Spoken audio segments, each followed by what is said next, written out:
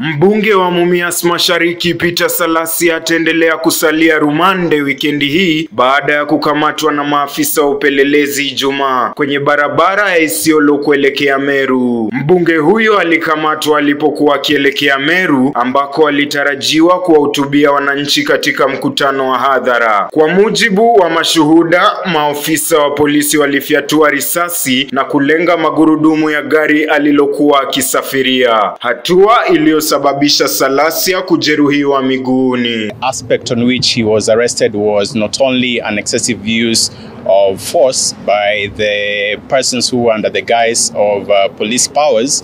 These individuals were covered in masks, and indeed they were carrying weapons which can only be held by officers of the law. Baada ya kukamatwa, alipelekwa hadi kituo cha polisi cha Central jijini Nairobi. Polisi pia walichukua silaha za walinzi wake na sasa wanamzuilia kwa madai ya kueneza semi za chuki na kuchapisha taarifa za uongo wakati wa ziara yake nchini. The Honorable Member of Parliament is currently facing a charge of false publication and also matters of hate speech. Mbunge huyo hata hivyo amekanusha vikali madai hayo kupitia ujumbe aliyouchapisha kwenye mtandao wa kijamii wa X, akisema hatua dhidi yake ni njama ya kisiasa. Juhudi za mawakili wake waliotaka achiliwe kwa dhamana hazikufua dafu, huku polisi wakisema walipokea maagizo kutoka ofisi zilizo na ushawishi mkubwa. A person is not a flight risk. A person is not a threat to national security. They release such a person on reasonable police bail or cash bail pending arraignment in court.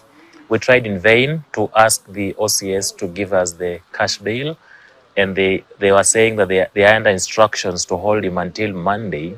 So we are expecting that on Monday morning they'll arraign him before court. So social media has been awash with rumors, which rumors are state-sponsored, that Salasya is involved in crimes. Why can't they make public the crimes they are alleging? If they have any reason to hold Salasya, that reason should be public to the people of Kenya. Ingawa idara ya polisi haijatoa kauli rasmi kudhibitisha kuwa wanamzuilia Salasya, mawakili wake wamedhibitisha kuwa bado yuko mikononi mwa afisa wa usalama. Mbunge huyo amekuwa akizuru kaunti mbalimbali nchini akijikita katika masuala ya maendeleo na ustawi wa vijana. Nikiripotia Dira ya Tandao, jina langu ni Emmanuel Barasa.